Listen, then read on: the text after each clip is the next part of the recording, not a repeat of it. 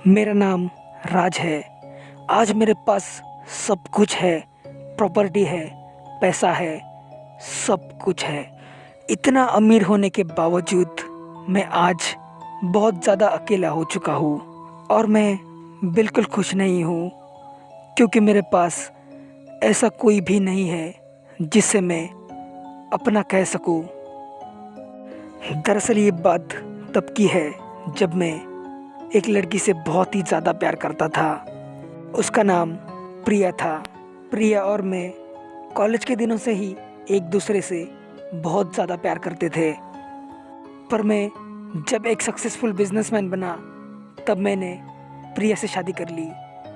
इस शादी से हम दोनों बहुत ही खुश थे और कुछ दिनों तक हम दोनों बहुत ही प्यार से रहे। जब से मैंने प्रिया से शादी की तब से मैं हर काम में सफल होता रहा और बिजनेस में मैं बहुत ही आगे गया। उसके बाद मैं एक टॉप बिजनेसमैन बन गया।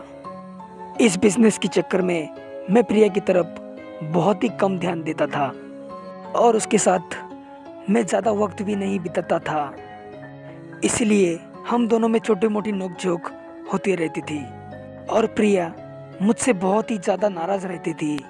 मुझे पता नहीं चला कि ये प्यार नफ़रत में कैसे बदल गया। प्रिया जब भी मुझसे झगड़ा करती थी तब मुझे लगता था कि वो मेरी सक्सेस को देखकर जल रही है, पर मैं गलत था। एक दिन हम दोनों के बीच में बहुत ही ज़्यादा झगड़ा हुआ और उस वक्त पहली बार प्रिया ने मुझसे बहुत ही ज़्यादा ऊंची आवाज़ में बात की थी और वो बात मैं सह नहीं पाया और प्रिया को अपने घर से धक्के मार के निकाल दिया। और कुछ देर तक अपने रूम में बैठकर मैं प्रिया के बारे में सोच रहा था। तभी प्रिया मेरे रूम में आ गई और वो मुझसे बात करने लगी। वो मुझसे माफ़ी मांग रही थी और प्रिया उस वक्त बहुत ही अजीब लग रही थी और पता नहीं वो कैसी कैसी इमोशनल बहकी बहकी बातें कर रही थी। और कुछ देर तक बातें करके वो रूम से बाहर गई। उस वक्त मुझे प्रिया बहुत ही ज़्यादा अजीब लग रही थी और ये सब मैं सोच ही रहा था। तभी मुझे हॉस्पिटल से फ़ोन आता है कि एक कार एक्सीडेंट में प्रिया की मौत हो चुकी है। मुझे लगा कि कोई मेरे साथ मजाक कर रहा है, इसलिए मैं प्रिया को देखने के लिए रूम के बाहर गया। प्रिया पूरे घर में कहीं भी नज़र नहीं आ रही थी और अब तो मेरे दिल की धड़कनें बहुत ही तेज़ हो चुकी थी।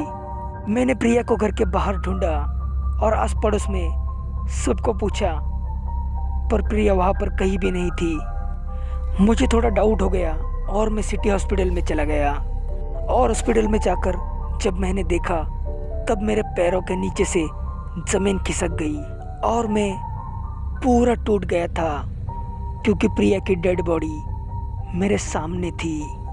ये सब देखकर 2 पल के लिए मेरे दिल की धड़कनें रुक गई और 2 मिनट के लिए मुझे समझ नहीं आया कि ये हुआ क्या, क्योंकि उस रात प्रिया मेरे साथ ही थी और ये एक्सीडेंट और फिर डेड बॉडी। उस वक्त ऐसे बहुत सारे सवाल मेरे दिमाग में घूम रहे थे, पर धीरे धीरे मुझे सब कुछ समझ आया और खुद से बहुत ही ज़्यादा नफ़रत होने लगी और मुझे मेरी गलतियों का एहसास होने लगा। मैंने प्रिया से शादी तो की, पर उसे प्यार और वक्त बिल्कुल भी नहीं दे पाया। मैं बस दिन रात मशीन की तरह काम करता रहा और प्रिया की तरफ मैंने कभी भी ध्यान नहीं दिया। वो बस मुझसे वक्त ही मांग रही थी, पर मैं उसे वो भी नहीं दे पाया। आज प्रिया की जो भी हालत है उसका जिम्मेदार सिर्फ और सिर्फ मैं ही हूँ। आज मेरे पास सब कुछ है, पर मेरी प्रिया, मेरा प्यार मेरे पास नहीं है। और तो और मैं बहुत ही अकेला और तन्हा हो चुका हूँ।